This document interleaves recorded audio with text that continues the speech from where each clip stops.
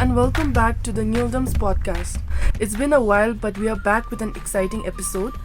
This time we will discuss how you can pandemic-proof your finance. Thank you to all the listeners who are joining us. We will be covering a range of topics from this episode.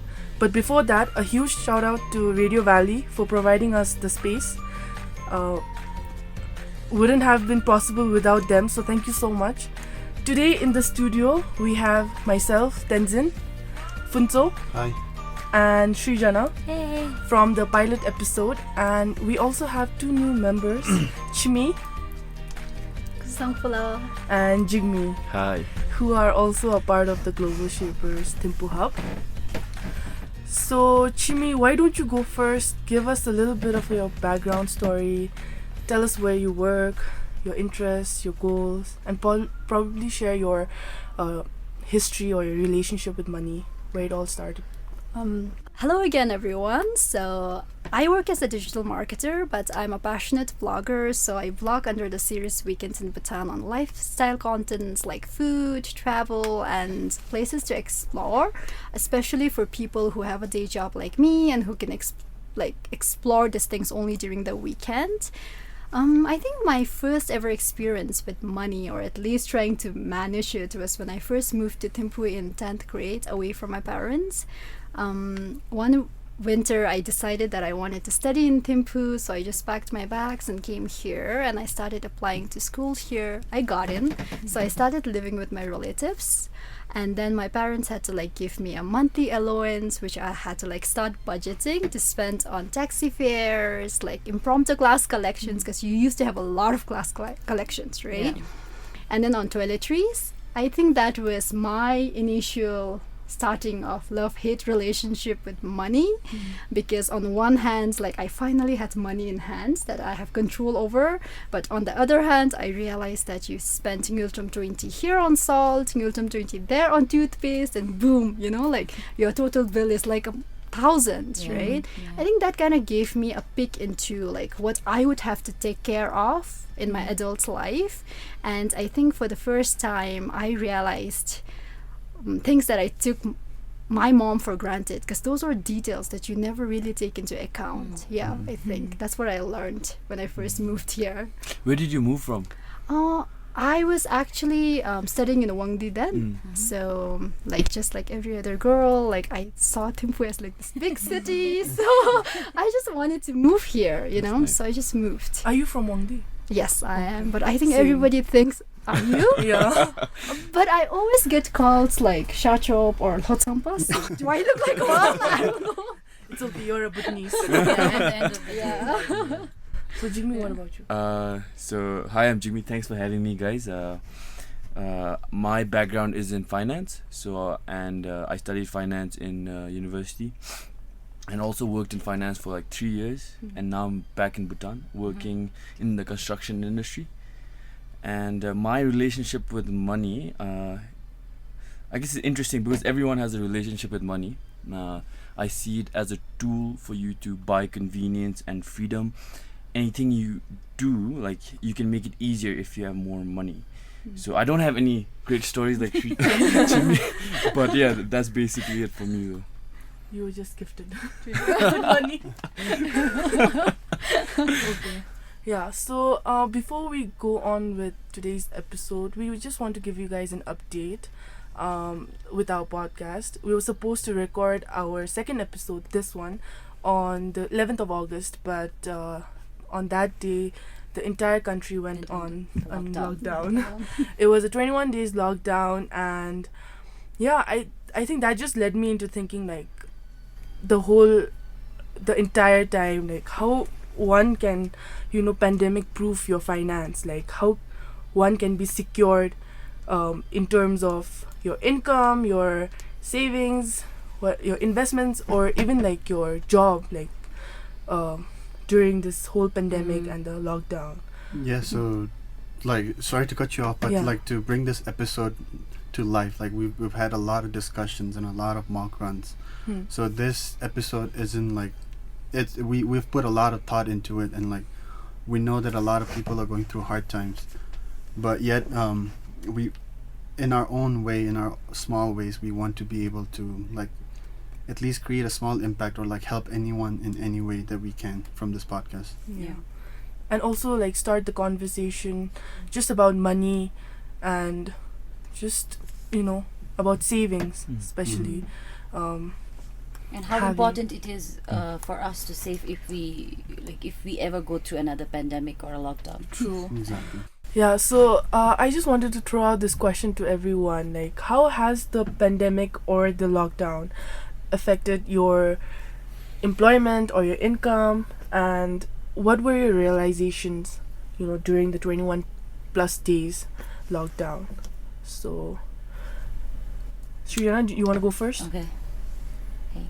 So I actually don't have a fixed income. I don't have like a proper employment. I'm not employed basically. I work through projects as a freelance, whenever I get projects. So during the pandemic, I mean it hasn't been quite a lot different for me because my office is my laptop. So I was always online looking for clients and then doing whatever I do on my laptop. But to be honest, this lockdown and this whole pandemic has kind of become a blessing in disguise for digital marketer like me, because although it's been there abroad for a really long time, it's very new in the country, and because of the pandemic and because of the lockdown, a lot of companies and corporations have seen it as something they should be doing, like digital marketing they should be doing. So I'm putting up proposals, and it has been quite well for me, honestly speaking. It's kind of interesting, like how most of especially right now, like a lot of companies, they're trying to cut down their marketing budget, but in Bhutan, like it's actually being really encouraged, and that's just like taken off. No, right the now. marketing, I think when you do like marketing on the road, it's a lot cost heavy for them, right? So for them to do digital marketing it's petty cash for them. Yes, it is true that when things like this happen, that companies actually first thing that they cut off is advertisement and marketing, right? But because digital marketing is not that expensive, I actually have clients starting from restaurants to small shops, so even they are seeing it as important, rather than doing it on the road. And digital marketing has such a wide audience, right? And you can reach out to a a lot more people. I think for me, like I'm thankful that I have a stable job right now. I'm working in the public sector, but I think during the lockdown, like still getting your salary even when you're working from home, like although you're working, but that's like from the comfort of your home, right? And then getting a salary, it just felt a little weird because like I've like experienced firsthand, like I worked in DGRK, the Kidu Relief Fund center in DYS, and I have seen like a lot of people who were laid off, especially in the tourism and the hospitality sector, and it was just a very weird experience. Like very fortunate that I'm getting my money, but there are some people who don't right now, and if I just thought, like, if I were in their position, what would I have done differently? And that just like gave me a new perspective on having what needs and wants basically are. Like, it gave me a clarity on the exact difference between those. What I used to perceive as needs were basically luxuries, like I used to think that okay, going out, having on the weekend outings with the friends and all, I thought that was like a need for me, a necessity for me. But when Isn't you're it in the still? lockdown, not really. I've cut down. I've cut down a lot, but yeah, I'm now a lot more aware. Even when I go out, but I'm a lot more aware how much I spend.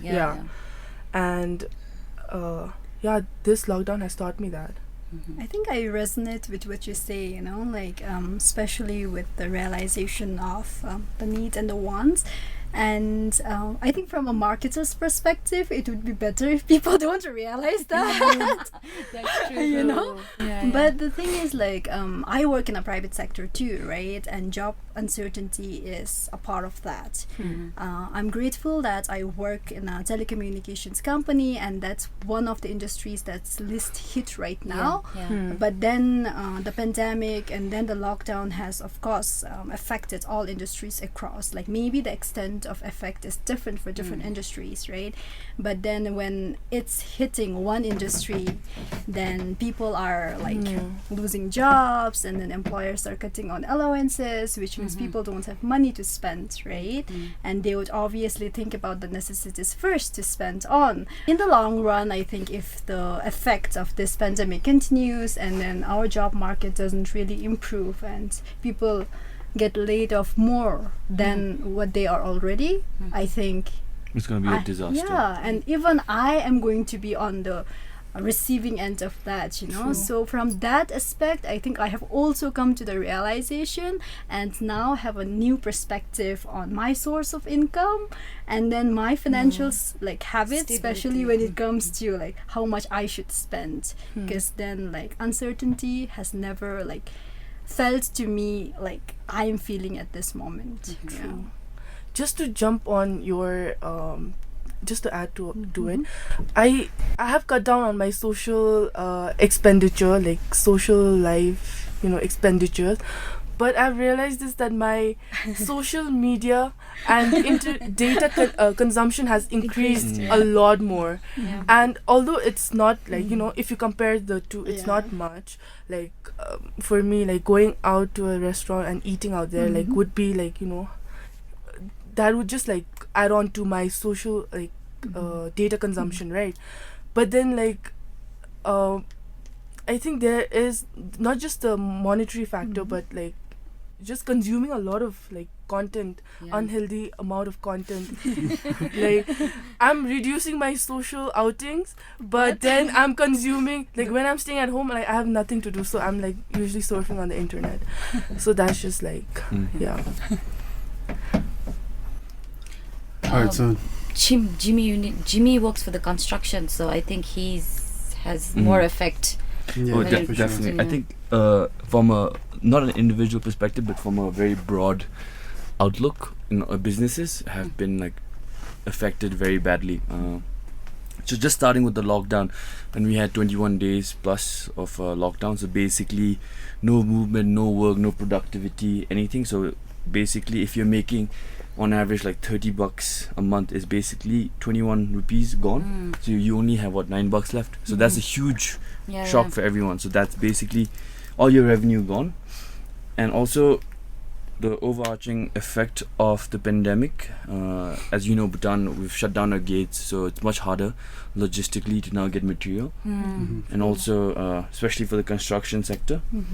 And also our labor. Most of our labor is important, and for construction is basically labor and material to finish your project. So even if you have your materials now, you don't have labor. And if you have labor, it's very hard to get materials. So there's a massive effect. And like jumping off what you guys are talking about, like reducing your weekend expenditure on the restaurant.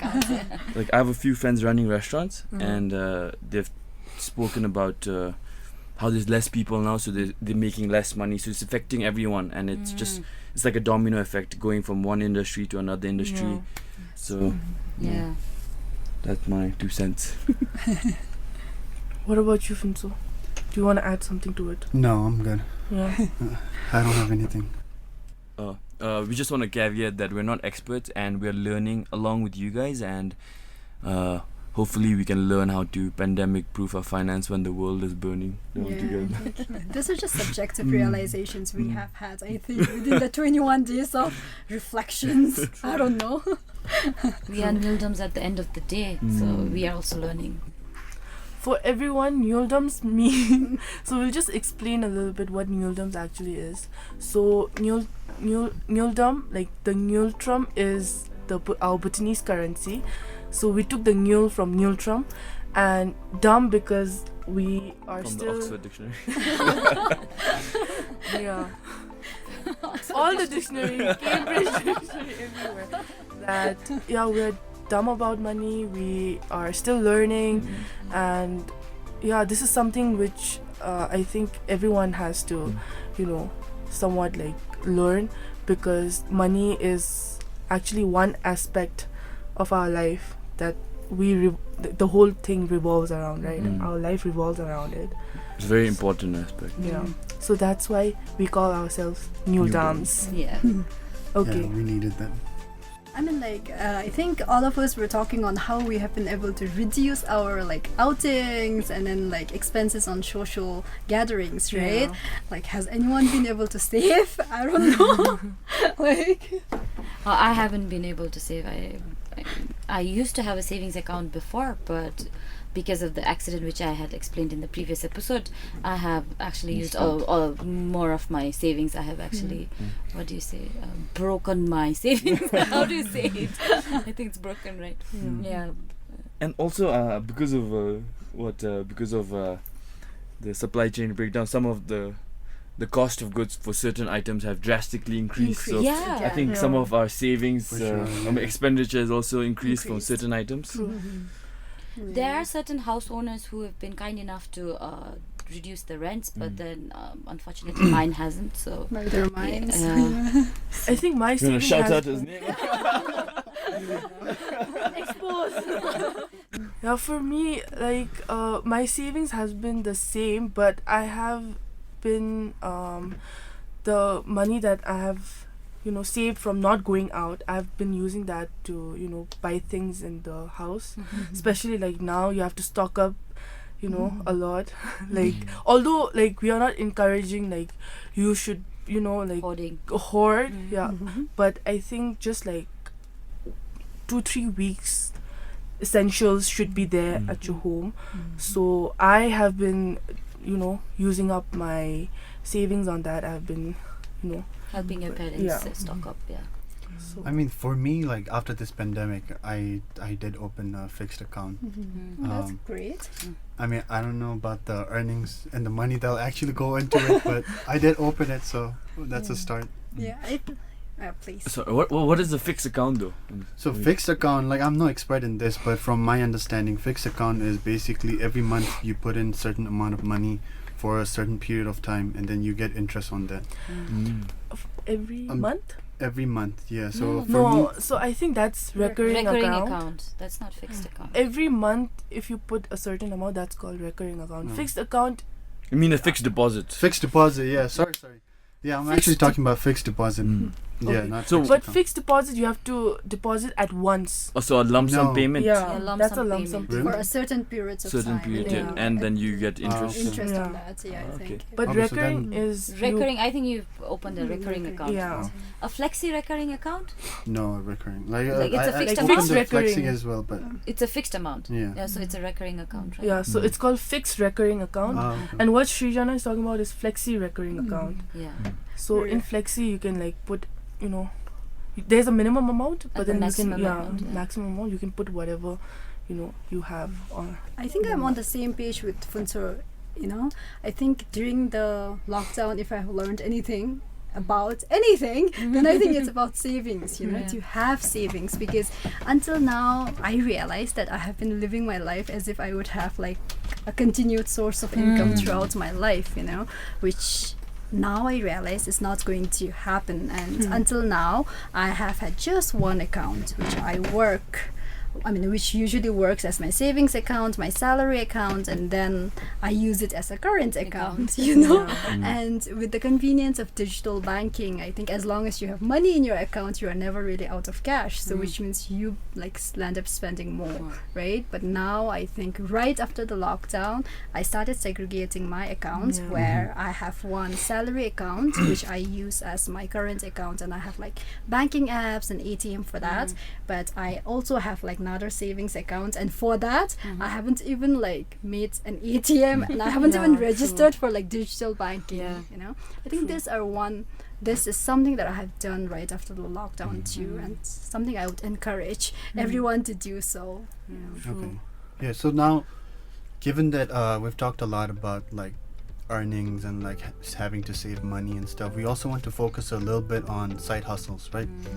And the beauty of Global Shapers is that we have people from different diverse backgrounds. So as you've heard before, Chimi is a digital marketer, Jigme is in the construction industry, and Srijana and Pelmo, as you know from earlier episodes, Pelmo works in a public organization, and Srijana is freelancing. So given such diversity, we kind of want to take this segment into kind of like an interview format, not necessarily restricting ourselves to the interview format, but basically we just have some questions for them to give you a taste of like how diverse things are, even amongst a small group of 5 people here.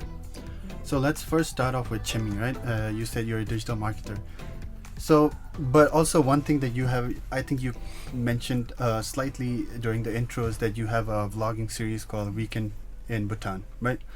So just to go off that, like, when did you start vlogging, and how is it in Bhutan, given that the vlogging environment, it's something very new, right, in Bhutan? Mm-hmm. So how did you start it, and like what was the inspiration to start it?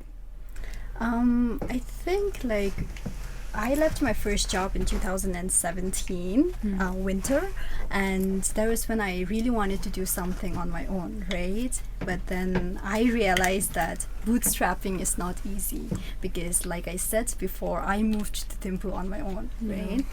So I had the idea about blogging and creating contents for travel industry then, because I love to travel. And I actually approached like few photographers and videographers that I know of then, but then no one really was interested in actually starting up something together. So then I had left the idea then, you know. So I took another job to pay my bills, because I was living in Thimphu alone. So yeah. And that was when I first had the idea though, in 2017, but somehow it just got parked, you know. And then I think Denker's Getaway and Ye Getaway by Young right now are doing really well.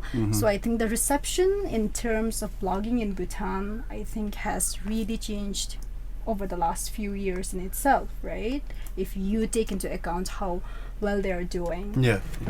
So then I think even though I took a job as a digital marketer and I love my job, my passion has always been about content creation. You know, I love creating content, so I thought like I would need one to keep my hopes and like passion alive. So that's how I landed up reviving Weekend in Bhutan last year in 2019, and since then I've been trying to be a bit consistent, but then again, because I have a like 9-to-5 job, it really gets overwhelming at times. So yeah, keeping in line with our podcast about like earnings and savings, right? So from this vlogging, have you been able to earn?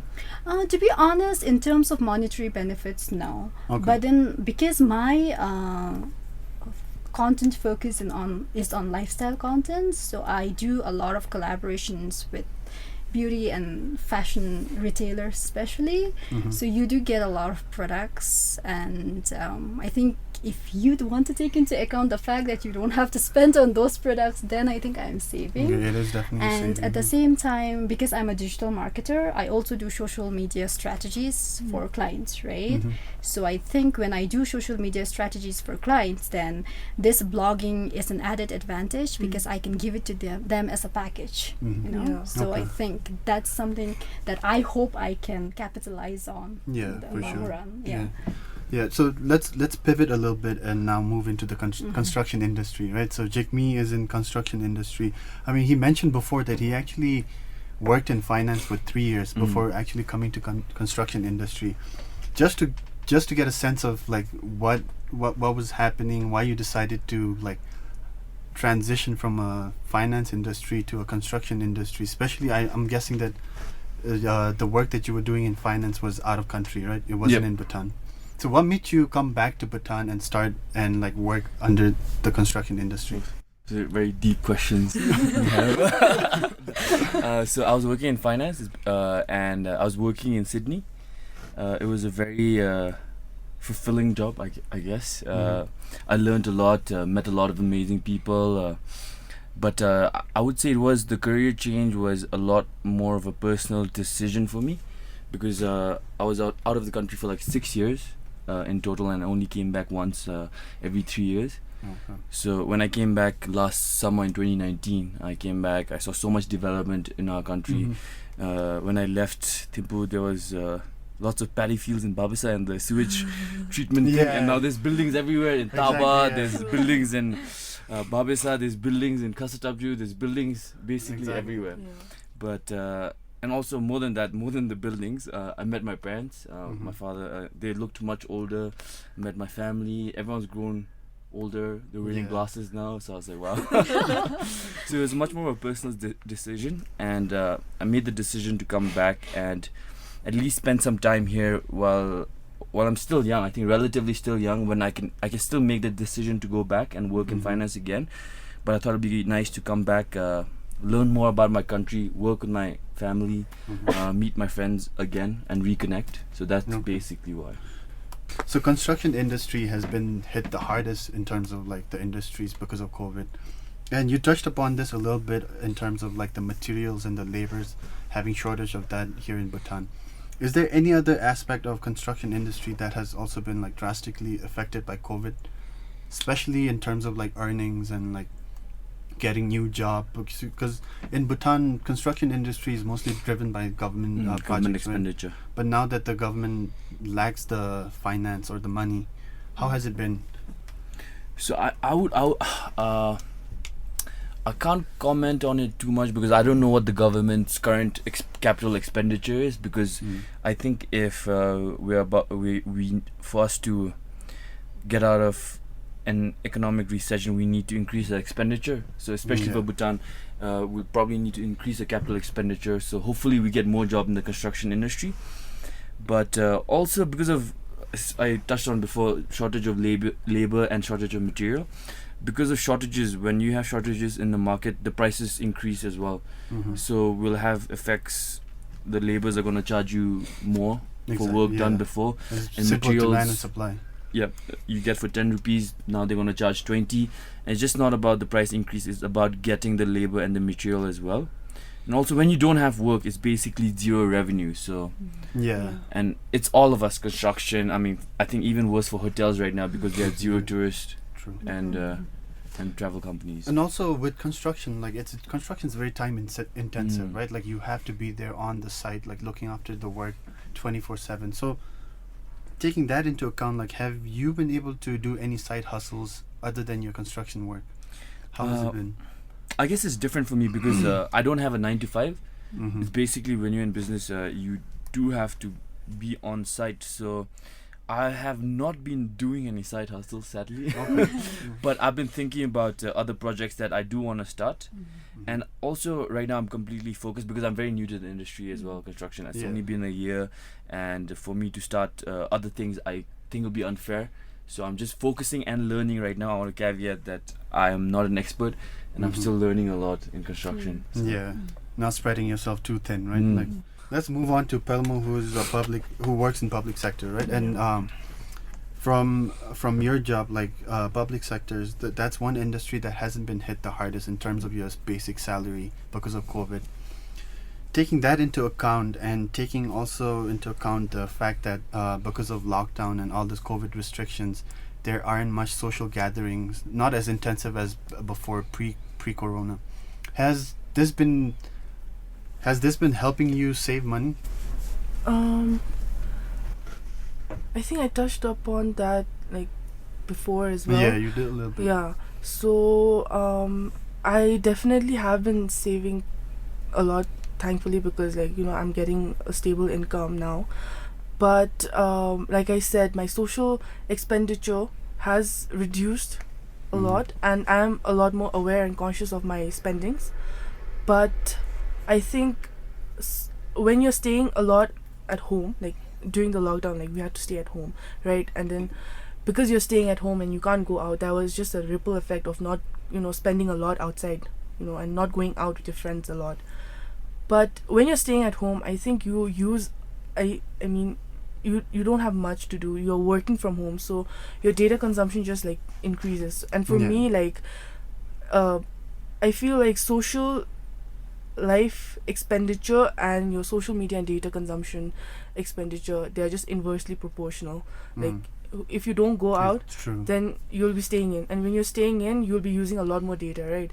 And that's just been like I'm trying to find a balance between the two, like because I've been consuming a lot of like an unhealthy amount of content. But I'm guessing like your data consumption, like the money that goes into data consumption, it isn't as much as like how much it would be if you were to go out and like eat. True. So in that sense, is there like even a small amount of money that you've been able to save? Yeah. So like I said before, I think she's still going out. Every day. I am going out, but I'm spending very judiciously. I'm like very mindful of it. But like you said, like obviously data consumption doesn't take a lot of money, but the money that I'm saving, the little money that I'm saving, I think that has been used to provide for my family, like especially in terms of like when like right now you never know, there might be a lockdown coming anytime soon. So we're just like stocking up on that, and then that has just gone to the family. The money has gone back to buying necessities, basic groceries and all that. And but definitely I think savings have definitely increased for me, but I think for you savings definitely has increased, and it could have been even more if you were not spending for the family necessities as well, right? True, but that has to be taken into account, like your family background. Like right now my dad, he just resigned, so now it's just me and my mom. So I'm trying to help the family as much as I can. So although I think for a person like me, I could have saved like quite a lot of amount, but I'm just like trying to help them, trying to even out the expenditure at home. I think that's one family value that I personally really appreciate in our society, like once we grew up, like I don't know how the culture is outside, but I think when our parents age, like the first thing that we still think about is our parents, right? Like you said, you could have done your own thing and saved your own amount, but I think your prioritization right now is your parents, and I think that's something I really appreciate. And I think even for Jigme, like he came back, he could have just like stayed out. Yeah, he could have just stayed out. I'm such a good son. And you're a good. Just wanted to touch on that family value aspect. And the $1 million question, like, do you have a side hustle? No, currently no. Wow, But that's a very strong no. no, not right now, because I think you have to take into account like in my office there is a code of conduct and ethics where like you cannot indulge in private business or start your own enterprise. Really? That is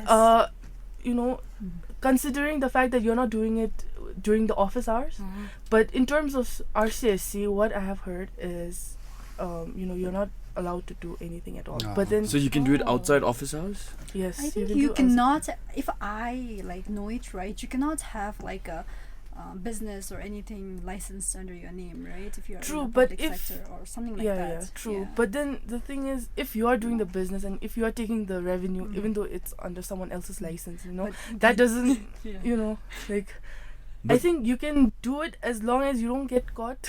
Yeah. But I guess people are doing it People because are we do know doing- people. Yeah. Yeah. for Yeah, sure. do you know people? I definitely know people in your organization. Because I don't want to mention anyone's name. No, but I think it's great that they're doing it and they're Yeah. doing businesses. I mean, it helps the economy as well, True. and like as long as it's not corrupt, it's good. Yeah, but then in our office we do have like a lot of like support staffs who they bring kiras and all to sell, right? I don't like that. It's like, you have to buy it out of obligation because someone in the like department bought it. I bought a lot of tables just like that. That's like you spending, because I don't really need to spend on that. But again, coming back to it, like how close knit we are as a society, it becomes an obligation, right? And that's something I personally feel we could do away with, like, True. like, So when you're talking about finance, even the social aspects come. yeah, I think Yeah. so. I A think it's lot. I think it's much more broader, like finance, social aspects, Yeah. several other aspects I can't think about right now. We're just riffing right now. All right. So So Srijana, like in my opinion, the most independent one among us, right? You and Chimi kind of work in the same industry, digital marketing, but in your case, you're freelancing. Yeah. So how is the freelancing environment in Bhutan? I am also actually very new to this. I know that a lot of guides and drivers used to do it, right? But I am actually registered to sites like freelancer.com, upwork.com, and all these different sites. Freelancer.com is an Australian site, no? Yeah. So there's one upwork.com also. There's truelancers.com also. So when we go into these sites, I can actually find 100 plus Bhutanese designers, web designers, UX UI designers who are already registered and actually earning money. You know, so as I am a digital content creator, so I know in my perspective, in my business market, there are a lot of people who are doing it online and doing it for customers abroad. Okay. And then they're bidding and then they get clients. These kind of sites work like that. You have to bid for the work they're done with, and you have to bid, and the lowest bidder wins. So a lot of content creators are actually on those sites. I've used Freelancer as well. We've hired designers from Freelancer. Yeah. Bhutanese designers? Not Bhutanese. Oh, okay. They're from a different nationality. Yeah. Oh, okay. But I also tried to provide my services doing assignments at Freelancer. Yeah, you can do. I think there are a lot of people who do data entry, data collection. People I know personally who work for businesses, side hustle as a side hustle. They work in the sites for data collection, and then it's like very simple work, but you get good money out of it. Yeah. I mean, just like you mentioned right now, right? Like a lot of people, at least from my perspective, they freelance as a side hustle, but you're doing this as a full time. Yeah. So it's difficult. Yeah. So this might be a little touchy question, but like, is it viable in Bhutan? Like, can you make a living out of it? I have been struggling for the past few months, but I don't think so. It's impossible. If you have the discipline and if you work hard, and then if you're able to give 8 hours of your time for a different person's firm, and if you're able to give 8 hours of time for your freelancing work, like do it with discipline, then it's possible. But you shouldn't be lazy just because you're working at home, you know. Yeah. So such kind of ethics is very important. Yeah. So in Bhutan, the freelance industry is mostly dominated by tourism tourist guides and drivers, right? And their business have been completely wiped out because of this pandemic. So sad, yeah. But in terms of like digital marketing and freelancing, how has COVID affected your industry Like I or mentioned your earlier, business? Yeah. like I mentioned earlier, I think it's kind of been a blessing in disguise, because like there are people who don't have a lot of money actually, but then they are ready to invest on digital marketing because they know that if they have online presence, they are going to get customers. So I think because of the pandemic, there is a shift in mindset for a lot of people who are actually interested and who are actually trying to learn themselves how to do it, you know. So for my job job market, it's I think it's a very good opportunity right now to actually go in digital marketing and use the best you have right now. Yeah. So I know you freelancing is kind of like you work on your own time, right? But I'm also going to ask you this question, like, do you do anything else other than freelancing that is kind of your side hustle? Yeah. I do. I have a passion for painting, and that's how I learned illustrations. So right now, through my Instagram profile, I'm actually making digital portraits and earning few income. And then I've actually seen them. Yeah, and it actually covers like small basic necessities of my expenses, which is actually going well. I am hoping that my side hustle becomes my main hustle in the long run, because I'm actually passionate about that rather than, you know, doing digital marketing and analysis and all those things. That's the eventual goal, right? Like you always try to move your side hustle to your main hustle. Yeah, exactly. I think it's very interesting to see how like we have two digital marketers here, right? And yet both of you have very different side hustle. Like Chimi is vlogging, and then you're doing portrait design. Yeah. So like I guess this question could be answered by either one of you, right? When you go about like in terms of your side hustle, like when you negotiate with people, like for you for Srijana it would be portrait designs, right? And for Chimi would be like talking with businesses and negotiating. How do you go about with businesses when you negotiate with them? Like how do you go about pricing your product? How do you go about even introducing yourself to them? I'll put a pause on that if you could talk about it, because I want to talk more on how students can given like my experience, how students can actually do side hustle. For me, my clients are people I know. People are from my circle. People who follow me on my Instagram. So a lot I think it's very important if we need to shout out your Instagram handle. Yeah, please guys follow me at the rate Srijana _. So a lot of my clients are people I know personally who are in my network, and then these people know that I already do art. So but then the pricing is bare minimum. I think when you're starting your side hustle, shouldn't expect a lot, you know. Just to get a little bit of money that covers your time. That's okay. That's actually remunerates your time spent. Yeah, that's about it, I think. Yeah. Okay. So like to close off this section, like anyone, like I guess everyone could take turns out here. What is one advice, like given that a lot of you guys have side hustles and are also in different industries, what is one advice that you can give to people who are like wanting to start new businesses or like change their trajectory, like anything, any advice from four of you? I think you could just go with a very simple, side hustle as well. Like, I think after I completed my high school, after I completed my class 12 boards, I tutored a student who was a family friend. So, I was actually not expecting any money. Deep down I was, but thankfully at the end, deep down I was, but like, it's just very awkward, like, okay, I thought I would just, teach her out of courtesy, just family. like, it's just like relation Family thing, obligations. family obligation. So, but then the auntie was very kind enough. She gave me some, she gave me money. She paid me for it. But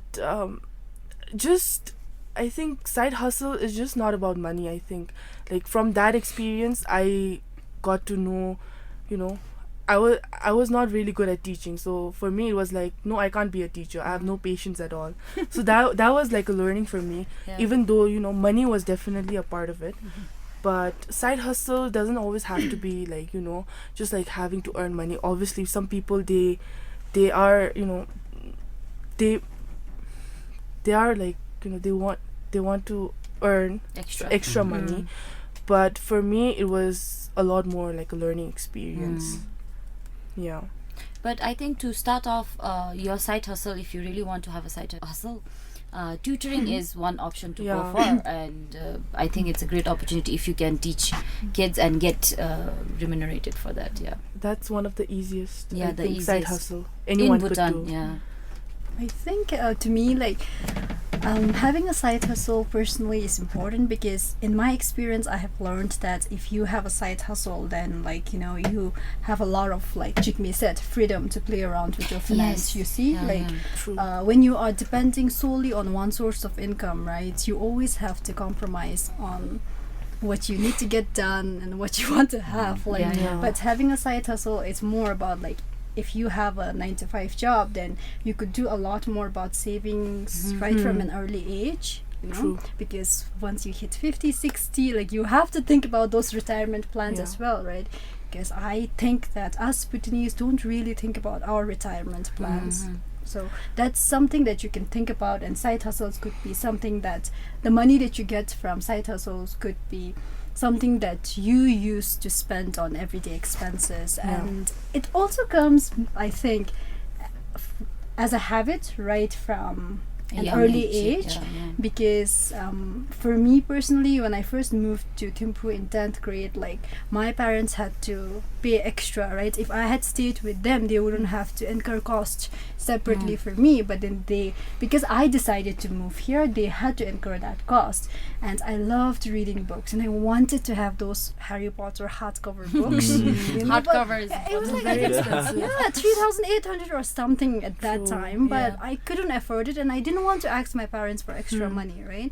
So what I would do was I would always look out for literary competition with cash prizes, and I would take part in every one of them and save money and buy that. You know? And right. So you're winning the competitions too. Money is the motivation. I mean, like, so that's The something motivation is Harry Potter. Yeah, I think so. I don't know, but that's something I think you could do, like based on what you are interested in and what you are capable of, and based on your skill set especially. Mm. Another thing is after 12, like Pelmo, I worked in a stationery shop because I wouldn't get any other job, right? So obviously I got a scholarship to go to college, but I knew then that I would have to do some shopping to go to college, right? And then I was like, okay, I need money to do shopping, right? So that's when I started looking out for jobs, and then because I could only commit few months, like I wouldn't get a permanent job, so I started working in a stationery shop, photocopying papers, sort of like a copy girl. But yeah, and then I think I even told this story, but one day this guy came in who was a little tipsy to laminate his degree papers, huh? Okay. Oh And my you were so God. young. Yeah, he was was like a drunk, graduated. Yeah, and adult. Maybe you're celebrating Drunk the graduate drunk graduate. And looking for a job. I didn't have much experience with laminating machine, like in my defense, so I actually put his paper on the wrong side of the machine, and then the paper got spoiled. If you're anywhere and listening to this, please forgive me. Yeah. So from that experience, you see, like Pelmo said, you know, right? I mean, the money is an added bonus for me especially, but at the same time, you know your own skill sets. Yeah. True. Until then, I was such an introvert. I never thought I could deal with people.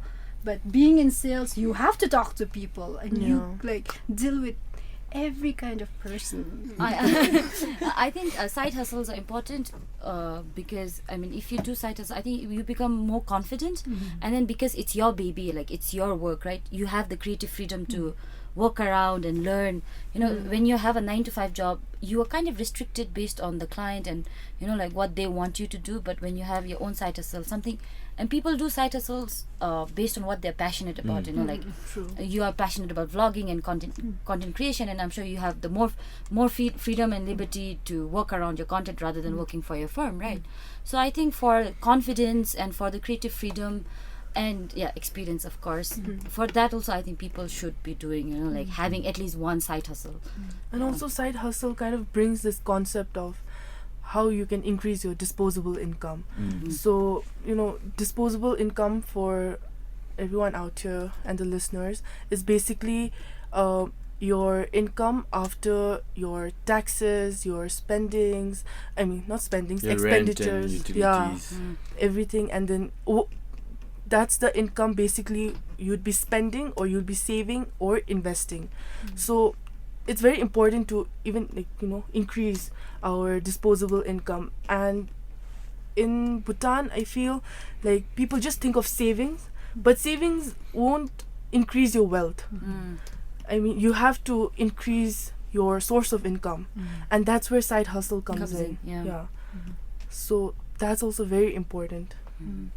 Yeah, I think the cost of living in Bhutan, like I personally feel, especially in Thimphu, if you compare it to your income, right, it's quite expensive.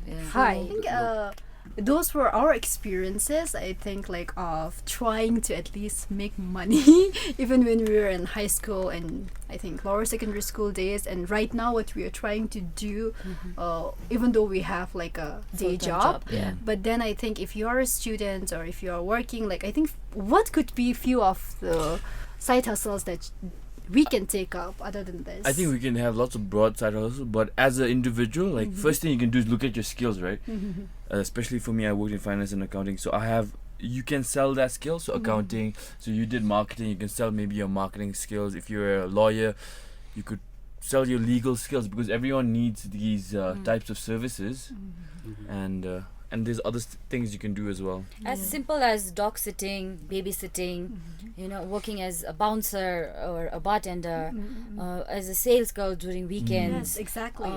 Parking fee collector. Yes. As a broker. Yeah, I think so. These are not just like side hustles. I think even if you're a student, like Srijana mentions, right, things you could do during the weekends, like dog sitting, babysitting, Tutoring. tutoring, be a photocopy girl. Yeah. Copy girl. Copy girl or sales girl or boy. Yeah. You know.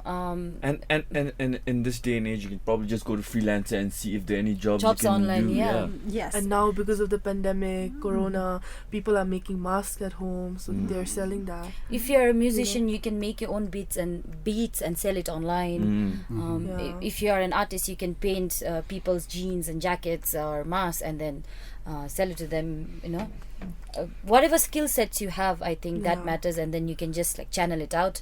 If you're good at writing, you can do report writing for clients. You know, Yep. for businesses. Options are endless.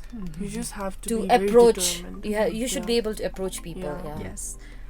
Work on a resume and approach. Make a True. proposal and propose it to your prospective clients. Yeah. Okay. So thank you so much, everyone, for joining us. The second NgulDumb episode. Yeah. This is Srijana. This is Jimmy. Tenzin. Chimi. And Phuntsho. Signing out. We hope that this episode was a learning experience to you listeners out there, and then hopefully we were able to pandemic proof your finances. We have also started our social media campaign called as Fridays Are for Finances to help you learn something about finances every week. Keep following our social media handles at @Shapers Thimphu and share this content if you want your loved ones to learn about money with us. Until the next episode, we hope everyone stays safe and financially alert. Bye bye. Bye. Bye, guys.